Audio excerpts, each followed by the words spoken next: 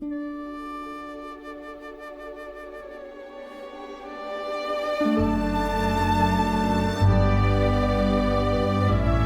era de la divina voluntad, comentado teológicamente por el padre Joseph sobre los escritos de la sierva de Dios Luisa Picarreta, y el estudio del don que nos permite vivir en la divina voluntad.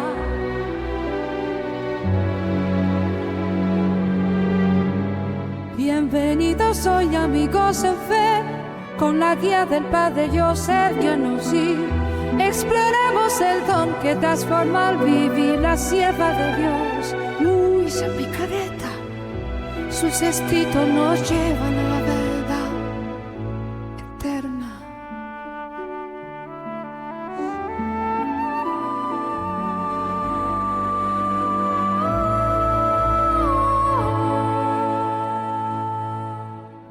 En la era de la divina voluntad, el amor de Dios siempre nos guiará por la senda de Luisa, en Dios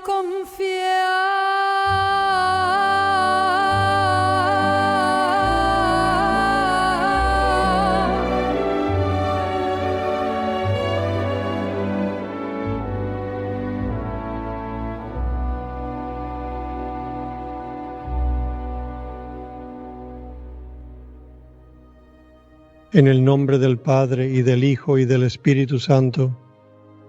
Amén. Padre nuestro que estás en los cielos, santificado sea tu nombre.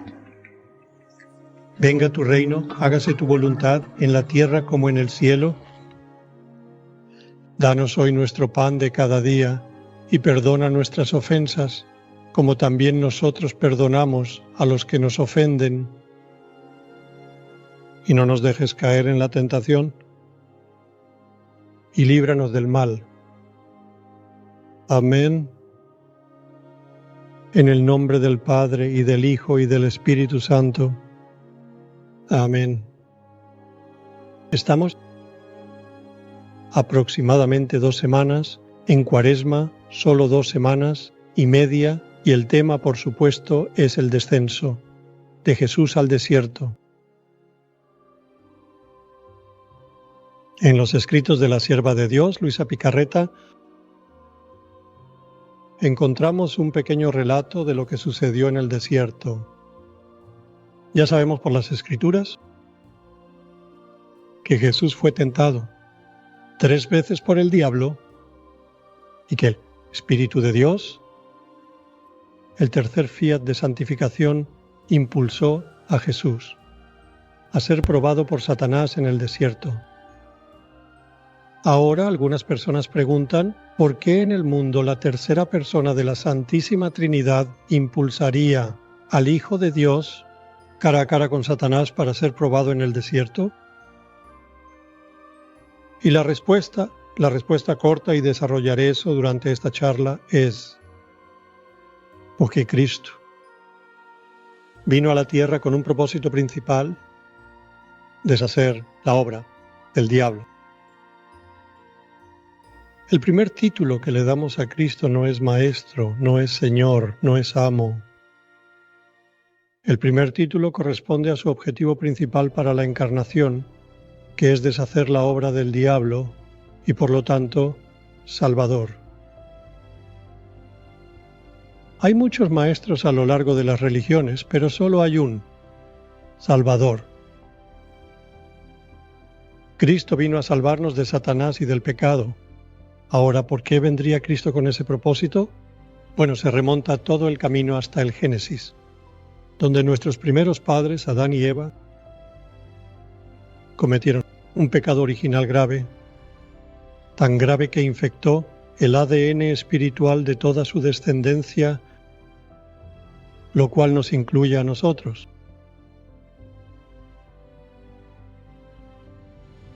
Así que, en la quinta ronda, en la voluntad divina, Jesús revela a Luisa su tiempo en el desierto antes de su bautismo o el bautismo, seguido por la fiesta de bodas de Caná, donde comienza su ministerio público. Así que revisemos esta quinta ronda en la voluntad divina.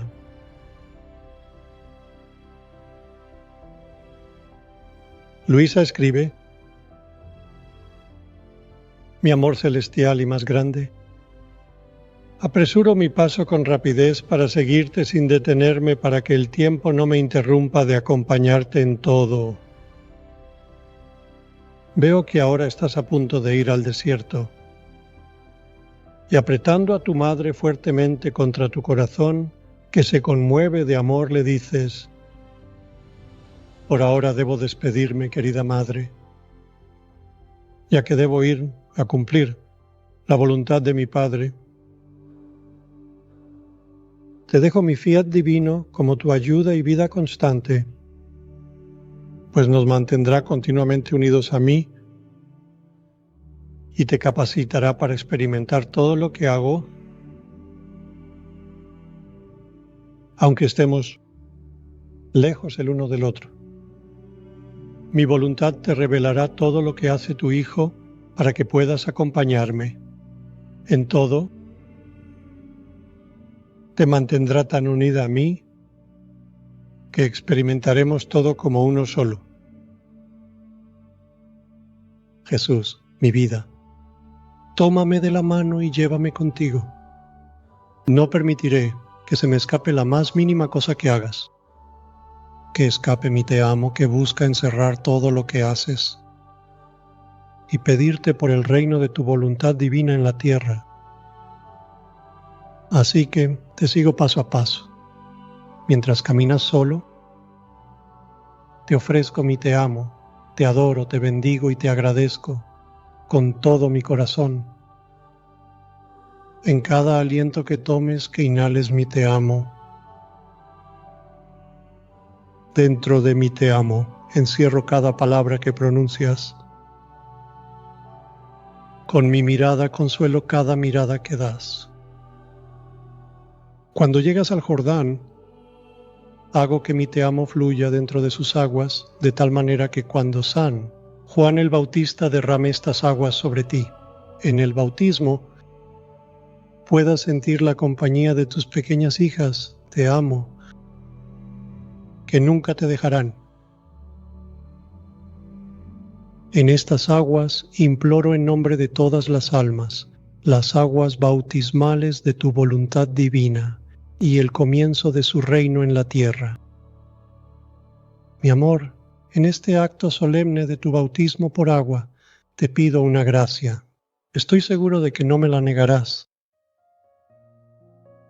Te pido, a través de las aguas vivificantes y creativas de tu voluntad divina, que purifiques con tus santas manos mi pequeña alma, de tal manera que no pueda oír nada, ver nada y no conocer nada aparte de la vida de tu fiat divino.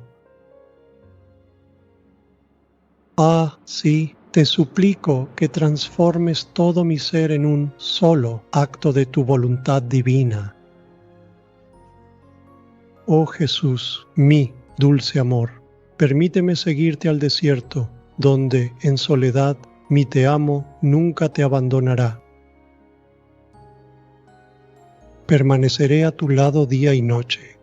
En este desierto, donde las almas te han abandonado, para consolarte cuando estás afligido y cansado, cuando oras y gimes por amor a las almas, y cuando lloras, al ver tu voluntad divina rechazada, experimentas un profundo dolor, no solo porque tu amor divino no reina en las almas, sino porque lo han desterrado al exilio. Por lo tanto, tu humanidad más sagrada llora e implora, en nombre de toda la familia humana, la reconciliación de la voluntad divina con la voluntad humana. Tu voluntad humana llama a tu voluntad divina para reinar en toda la naturaleza humana. Mientras tu voluntad divina perdona a las almas por el largo exilio en el que la han mantenido. Deseo hacer una pausa aquí en esta quinta ronda antes de continuar para enfatizar la distinción entre la voluntad humana y divina de Cristo. La voluntad humana entró en el desierto en su naturaleza divina que asumió una naturaleza humana, gobernada por una persona divina. Y en Cristo, una persona divina que constituye la segunda persona de la Santísima Trinidad, que solo asumió una naturaleza humana, no el Padre, no el Espíritu, solo el Hijo. La persona divina del Hijo asumió una naturaleza humana. Esta naturaleza humana, Hijo, fue cara a cara en el desierto, impulsada por tercera persona, Trinidad, Espíritu Santo, tercer fiat de santificación para santificar naturaleza humana. Entonces, en respuesta a la pregunta que planteé al inicio de esta charla, ¿por qué el Espíritu impulsaría al Hijo de Dios al desierto para ser probado por Satanás? La respuesta es, para que, al superar las pruebas y tentaciones de Satanás, liberar a toda la naturaleza humana del dominio de Satanás. Todo lo que Cristo asumió lo santificó, incluida la naturaleza humana. Y esta santificación comenzó en el vientre de María durante los 9 meses de su oscuridad en su vientre, sobre los cuales meditamos en los 9 días previos a la Navidad. Continuó en su vida oculta en Nazaret, en Egipto, y culminó en el desierto, donde uno a uno Satanás intenta hacerlo tambalear. Del curso en el que había sido comisionado por los padres, empoderado por el Espíritu, que es la misión de salvar almas. Así que Cristo es ante todo un Salvador.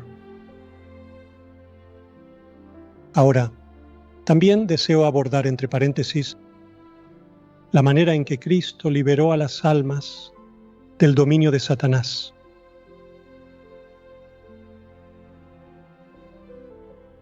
¿Recuerdas? La historia de la salvación, desde la época de Cristo hasta el presente, han pasado poco más de 2000 años. Recordarás eso, del siglo XIII. Surgieron estas grandes personalidades que vivieron en el desierto, conocidas como los padres del desierto.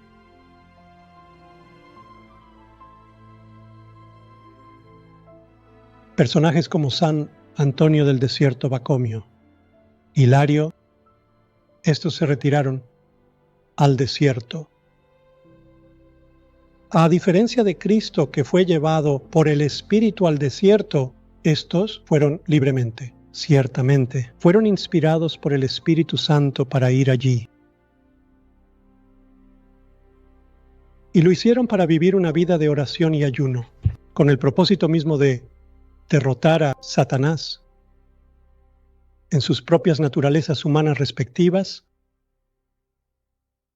y a través de su combate espiritual liberar a la humanidad del dominio de Satanás. Ahora, ciertamente, estos individuos que vivieron antes, el don de vivir en la divina voluntad fue derramado en la Iglesia a través de Luisa. No tuvieron este efecto transtemporal sobre todos los seres humanos como Cristo en la divina voluntad. Así que, mientras su intención era liberar almas de Satanás con ayuno y oración, el efecto de Cristo fue transtemporal en tiempo, real. Para Cristo todo estaba en el presente. No podemos decir esto de los padres del desierto.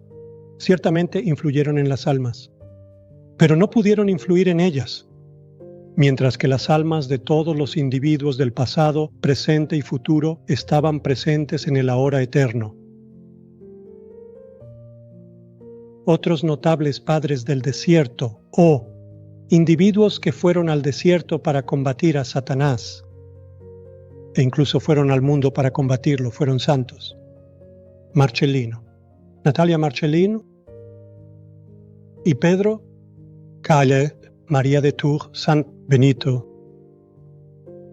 Y estos son ejemplos más recientes de estos individuos que establecieron comunidades en el desierto, no para huir de Satanás en el mundo, sino para combatirlo directamente en su lugar de residencia preferido.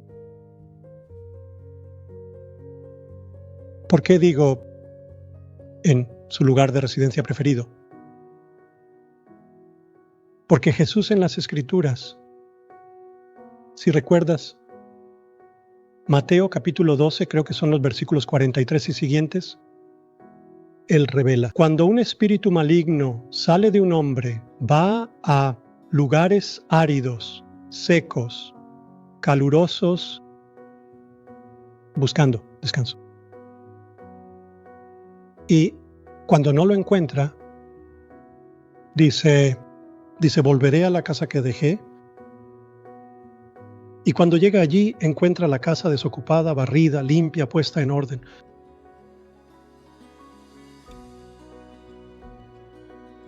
Y regresa con tus 7 demonios más feroces que él mismo, 7 otros espíritus más malvados que él mismo, y van y viven en ese lugar, esa alma, y el último estado de ese individuo se vuelve peor que el primero.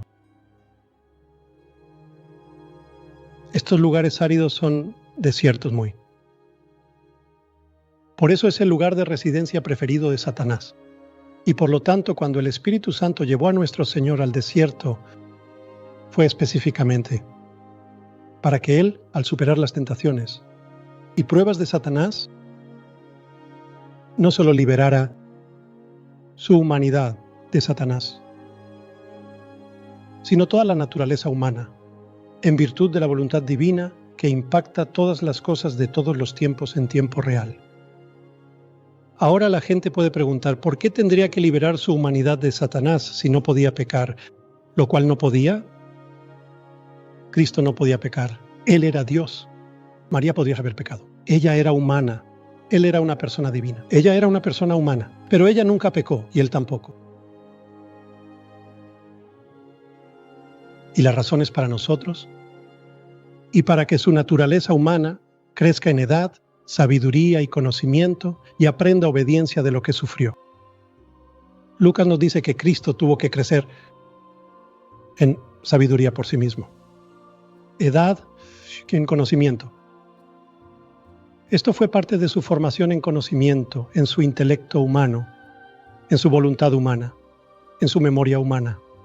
No en su intelecto divino, no en su voluntad divina, no en su memoria divina. Y es por eso que también la carta a los Hebreos, el autor de la carta a los Hebreos, afirma que Cristo aprendió obediencia del sufrimiento en su intelecto humano, en su memoria humana, en su voluntad humana. Así que su intelecto humano, memoria y voluntad crecieron. Su divino no lo hizo. Era pleno y completo, con toda la gracia desde toda la eternidad. Eso viene del Padre de quien fue generado y también del Espíritu que aspira de Él, procede de Él y del Padre. Así que volviendo a este pasaje de Luisa, Jesús le dice, en la 5ª ronda, por lo tanto, esto es Luisa escribiendo, tu humanidad más sagrada llora e implora, en nombre de la familia humana, la reconciliación de la voluntad divina con la voluntad humana. Tu voluntad humana, Jesús clama, a tu voluntad divina, para reinar en la naturaleza humana. Mientras tu voluntad divina perdona a las almas por el largo exilio en el que la han mantenido. Oh mi Jesús, me fundo en tus lágrimas, oraciones y anhelos, en tu ardiente corazón, y las hago mías. Entrelazo todo lo que experimentas en este corazón, en este desierto, con mi te amo para formar mis dulces cadenas de amor, que adornando toda tu persona divina con muchos rizos, te obligan a concederme el reino de tu voluntad divina en la tierra. Jesús, mi vida, escucha mis oraciones, ya que están unidas a tus propios latidos, suspiros, lágrimas, oraciones y sufrimientos, que anhelan invocar el reino de tu fiat.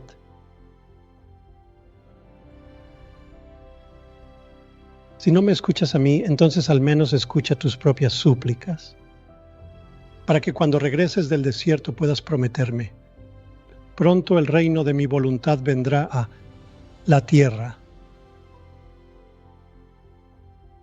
Oh mi Jesús, corazón de mi corazón, veo que apresuras tu paso para salir del desierto. Pasas de nuevo por el Jordán para lanzar otra mirada amorosa sobre el amado Juan el Bautista y derramar en su corazón torrentes de tu amor y gracia. Ahora, antes de continuar aquí con el relato de Luisa sobre la estancia de Jesús en el desierto y su salida de allí, abordemos muy brevemente lo que él soportó en el desierto, que estamos discutiendo durante las lecturas de Cuaresma del domingo. Jesús enfrentó 3 tentaciones, y la primera tentación está vinculada al capítulo 10 de Romanos, ese mismo capítulo, como recordarás, donde Pablo habla de toda la creación siendo liberada del dominio de Satanás. Pablo dice: toda la creación gime con ansias, esperando ser liberada de su esclavitud a la corrupción. ¿Qué esclavizó a la creación a la corrupción? Satanás, a través del pecado original. Ese fue el primer desastre natural. Porque encontramos en el libro del Génesis que no había pecado Eva, y luego Adán pecó, entonces crecieron cardos y las bestias se volvieron salvajes. María le dice a Luisa: en el libro dedicado al mes de mayo, en honor a la bendita Madre, en sus dictados, que Adán, después de cometer el pecado original, perdió la vestidura real de la voluntad divina. Eso le permitía a él y a Eva ejercer dominio sobre toda la creación, por lo cual todo obedecía a cada gesto de Adán. Adán tenía conocimiento infundido de toda ciencia, arte, canto. Conocía las propiedades de todo y cómo aprovecharse de todo. Él tenía toda influencia psicosomática, sobre todo. Vivía en un estado de perpetua inmaculabilidad, sin ninguna concupiscencia, y era inmortal. Pero con el pecado original, a través de la intervención del diablo y Eva, él, la cabeza de la raza humana, cayó después de Eva e infectó a toda la raza humana con el pecado original, pero no sin esperanza. Porque encontramos en el mismo libro del Génesis, capítulo 3, creo que es el versículo 15, el primer anuncio de la salvación de la raza humana.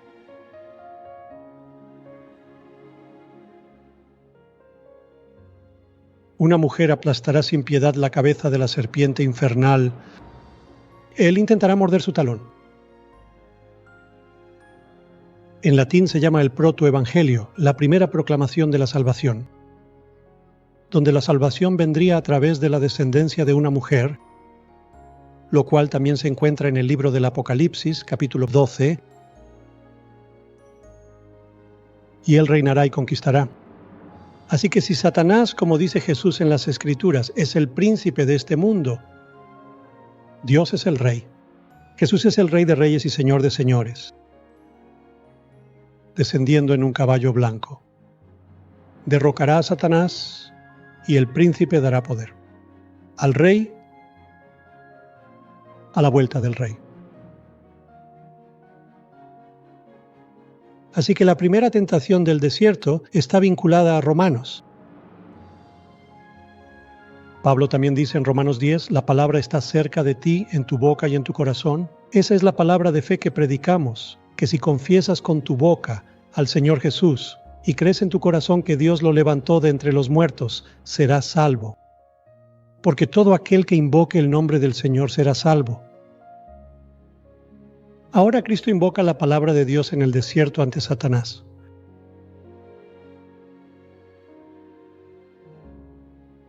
Él invoca a Dios el Padre en el rechazo de Cristo a Satanás. Y Cristo es la palabra de la Madre. Así que el diablo, en esta primera prueba, dice, si eres el Hijo de Dios, ordena que esta piedra se convierta en pan. Satanás sabía que Jesús pasó semanas sin comida ni agua y quería aprovechar esta ocasión mientras él estaba débil físicamente, poniéndolo a prueba. Pero Jesús respondió, está escrito, no solo de pan vivirá el hombre, sino de toda palabra de Dios. Así que Jesús usa la palabra de Dios, de la cual Él es la palabra viva de Dios. Y su expresión normativa está en la Sagrada Escritura. Pablo, la palabra de Dios es espada de dos filos, es arma.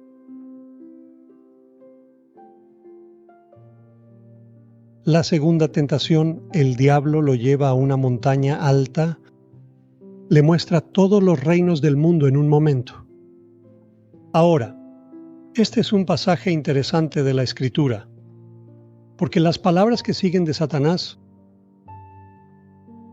nos revelan el plan que Dios confió a Lucifer antes de que cayera. Es decir, el plan de ejercer dominio sobre todo el cosmos, sobre todo el orden material. Y el diablo le dice a Jesús, toda autoridad me ha sido dada y te la daré a ti. Y su gloria, porque esto me ha sido entregado. Bien, detengámonos ahí.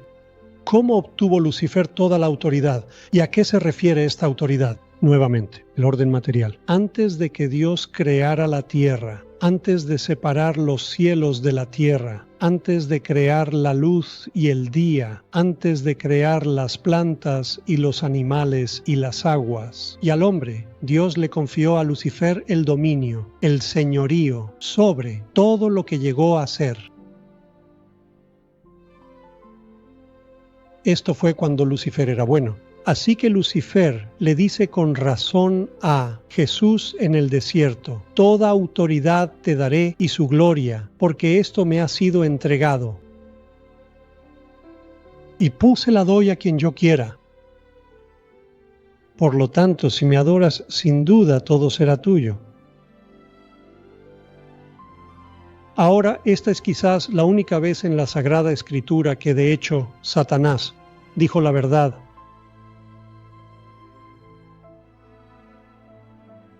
Encontramos que muchas personas en la industria de la popularidad de los medios de comunicación masiva, las redes sociales, a menudo venden sus almas al diablo para obtener fama, fortuna y riqueza material. Y la gente me pregunta, padre, usted ha realizado varios exorcismos. Es cierto que si una persona vende su alma al diablo, el diablo puede de hecho recompensarlos con fama, fortuna, riqueza, material. Y la respuesta es absolutamente. Él puede hacer eso, y lo hace, y lo hará hasta el fin de los tiempos, excepto por ese periodo, por supuesto, mencionado en Apocalipsis capítulo 20, cuando estará encadenado por un largo periodo de tiempo, conocido como 1000 años. Pero, les digo, aunque Satanás hace esto, recompensará a aquellos que le venden sus almas. Viene con un precio. Ahora son propiedad de Satanás. Él tiene un derecho legítimo sobre su alma, así que su alma está destinada al infierno. tomaron esa decisión cuando vendieron su alma a Satanás. Así que no solo Satanás por un tiempo les dará recompensa, fama y fortuna en esta tierra, sino que durante este tiempo están interiormente viviendo un infierno ya, un anticipo del próximo infierno que será por toda la eternidad. No es de extrañar que las personas que han logrado hacerse famosas en la tierra sean los individuos más miserables, tristes y vacíos interiormente del planeta. Tienen todo a su alrededor, desde coches hasta mansiones, joyas y dinero, pero por dentro son cáscara de sí mismos. Son huesos de hombre muerto, caminando, esperando su condena final. Y gracia singular de Dios, lo cual incluye las oraciones de otros en su nombre, ya sean monjas de clausura o el sacrificio de almas víctimas, pueden ser liberados del contrato de Satanás. Satanás no renuncia a un contrato solo porque la persona dice quiero salir. No funciona de esa manera. Él no retrocede, Satanás, una vez que tiene tu alma. Así que se necesita mucho para recuperar a esta persona, sino muchos meses, muchos años. Y esta es una de las razones por las que el padre Amort tuvo que realizar exorcismos repetidos que, según él, tomaban aproximadamente 3 años para liberar a alguien.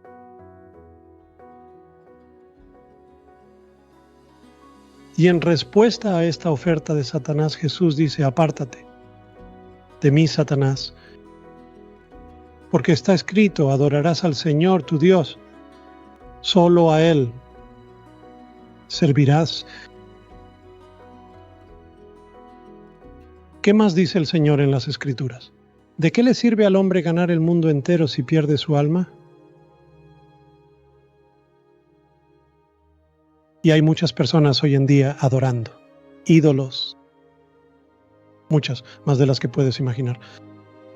Y estos ídolos son el poder, el material, el control, adicciones. Y la segunda tentación recuerda Deuteronomio 26, versículo 4 y siguientes, donde se dice: he traído las primicias de la tierra que tú, oh Señor, me has dado. Entonces lo pondrás delante del Señor tu Dios y adorarás solo al Señor tu Dios.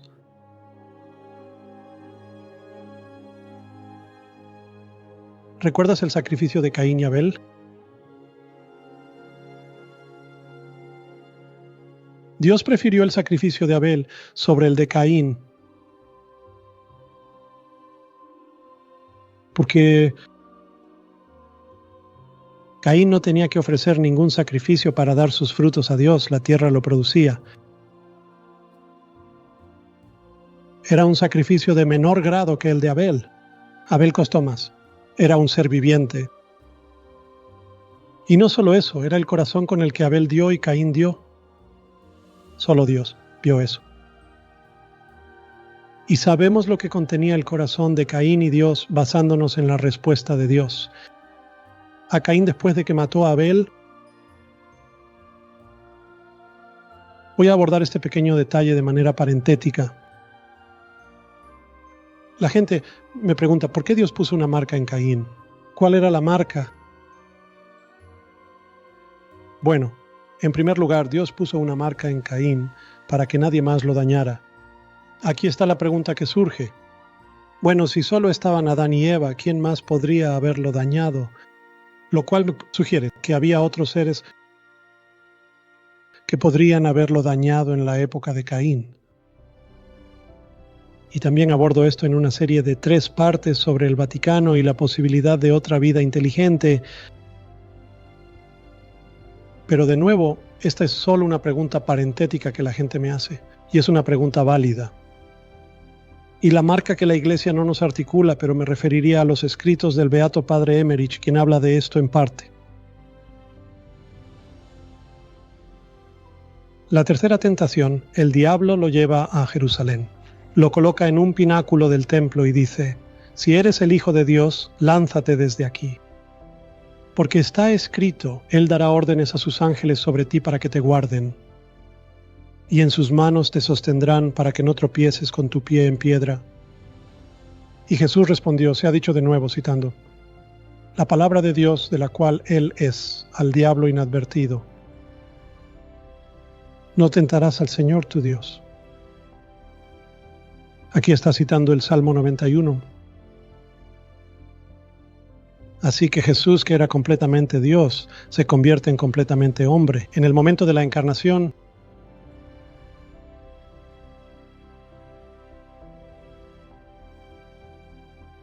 y le recuerda a Satanás que Dios viene primero. Satanás no recibió el conocimiento completo de que Jesús era Dios.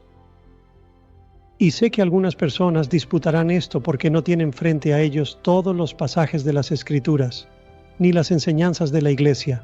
En este sentido, pero tenía una idea de la misión que Cristo debía llevar a cabo.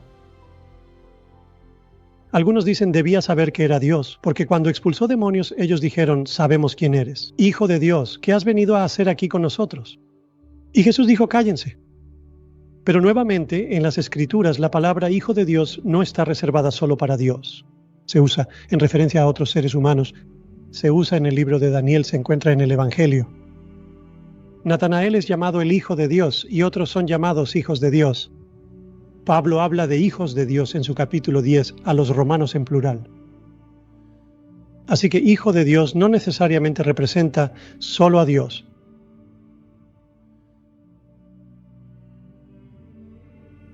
Si Satanás hubiera sabido que a través de la muerte de Jesús Él liberaría a la humanidad de su dominio, habría intentado detenerlo.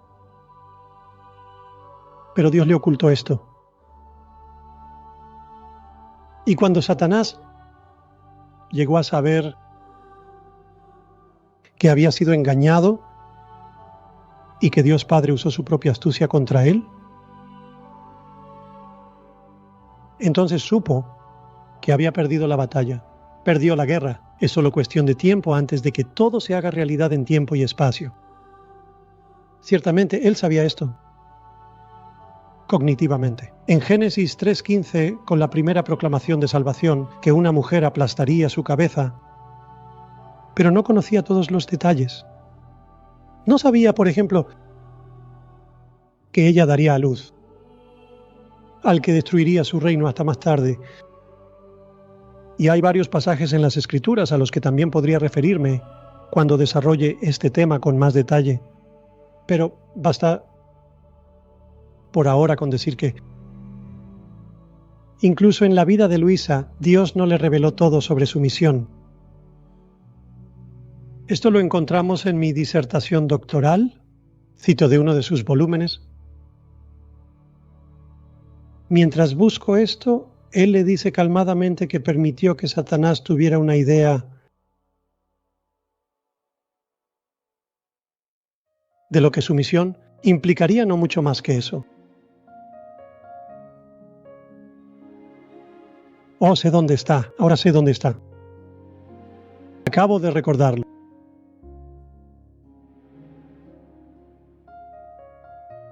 Está en memorias de infancia. Ir allí rápidamente.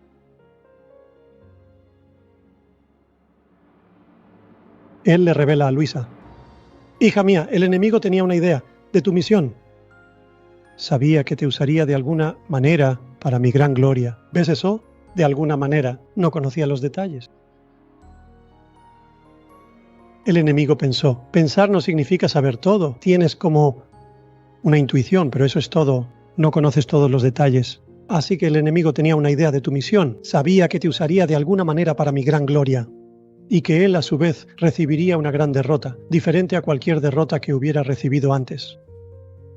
Ahora, por supuesto, no se refiere a Jesús, quien era Dios, ni a María, quien fue concebida sin pecado, sino a todas las criaturas concebidas en pecado. Así que Satanás recibiría una derrota como ninguna otra criatura concebida en pecado antes. Además, Jesús añade porque tenía esta intuición. ¿De dónde la obtuvo? De Dios el Padre. A pesar de sus mayores esfuerzos, no pudo hacer que ningún afecto o pensamiento menos que puro te penetrara, ya que yo le cerré cualquier acceso a ti. Y al ver que no tenía forma de entrar en ti, se enfureció. Y sin poder hacer nada, se dispuso a aterrorizarte con pesadillas de miedo y espanto. Además, como no podía entender la razón de mis grandes designios sobre ti, no podía entender la razón de mis designios. Lo mismo con Cristo. Dios le ocultó los detalles. Como no podía entender la razón de mis grandes designios sobre ti, que en última instancia servirían para la destrucción de su reino, buscó atentamente la causa, con la esperanza de poder dañarte de alguna otra manera. Lo mismo con Jesucristo. Dios le dio a Satanás una pista sobre la misión de Cristo, pero no reveló todo. Y Dios al final se valió de la astucia de Satanás para su propia perdición. Si recuerdas la película La Pasión de Cristo de Mel Gibson, ¿verdad? Esa fue una buena película. Por cierto, mi película favorita de todos los tiempos sobre Jesucristo fue Zeffirelli, Jesús de Nazaret. Para mí esa es con mucho la mejor representación del carácter, la personalidad de Jesucristo. Incluso sus gestos son tan precisos. Pero volviendo a La Pasión de Cristo de Mel Gibson, esta escena que deseo relatarte tiene que ver con el punto que quiero transmitirte ahora. Si recuerdas, después de la crucifixión, una gota cae de una nube, toca la tierra como un gran terremoto. El templo se rompe por la mitad, el velo se rasga en dos. Y luego ves una imagen de esta figura diabólica que representa a Satanás. Al pie de la cruz, que está todo árido, el suelo se está agrietando, entrando en un estado de furia. Bueno, eso es un poco como reaccionó Satanás. Después de que Jesús fue crucificado y fue al seno de Abraham y luego resucitó. Porque una vez que Jesús resucitó, selló para siempre nuestra resurrección y nuestra salvación inmortal sobre Satanás, liberándonos así de su dominio por toda la eternidad. Así que con la compra de Jesús, la gracia de la redención para cada ser humano que fue, es y será. Tenemos que merecer la salvación mediante nuestra cooperación con esa gracia redentora. Solo aquellos que cooperen con esa gracia serán salvados. Se me ha acabado el tiempo. Que Dios te bendiga y te mantenga siempre en su santísima voluntad. En el nombre del Padre, y del Hijo, y del Espíritu Santo. Amén.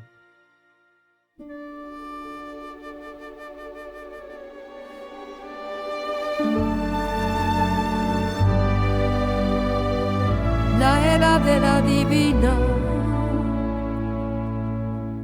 voluntad comentado teológicamente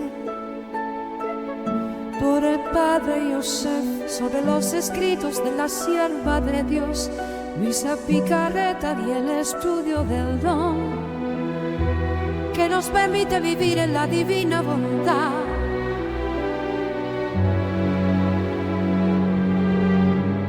Bienvenidos hoy amigos en fe, con la guía del Padre Yosef Yanossi. Exploremos el don que transforma al vivir la sierva de Dios, Luisa Picarreta.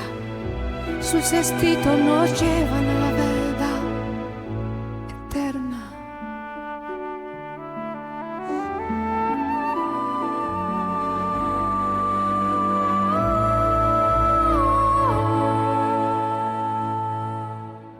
En la era de la divina voluntad, el amor de Dios siempre nos guiará por la senda de Luisa. En Dios confía.